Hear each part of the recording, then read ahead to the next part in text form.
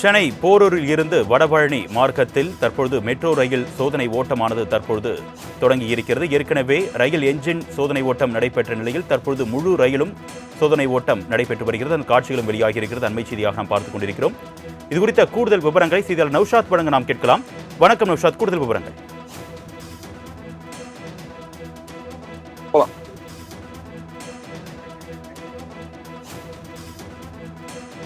சென்னை போரூரில் இருந்து வடபழனி மார்க்கத்தில் தற்பொழுது மெட்ரோ ரயில் சோதனை ஓட்டமானது தொடங்கியிருக்கிறது.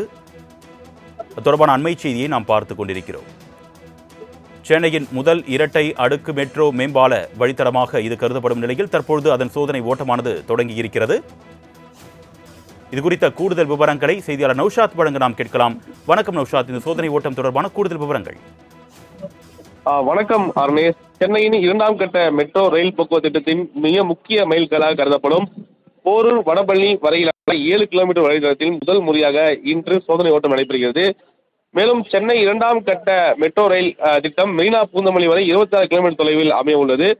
பூந்தமல்லி போரூர் வரையிலான 10 கிலோமீட்டர் தூரத்திற்கு சோதனை ஓட்டம் நிறைவடைந்த நிலையில் போரூர் வடபழனி இடையே சோதனை ஓட்டம் நடைபெறுகிறது.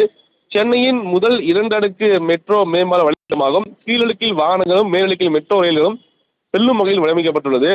கடந்த சில நாட்களாக மின்மயமாக்கல் மற்றும் சிக்னல் சோதனைகள் தீவிரமாக நடைபெற்று வந்தன. இன்றைய தினம் ஒருங்கிணைந்த கணினி சோதனைகள் வெற்றிகரமாக முடிவெடுக்கப்பட்டன.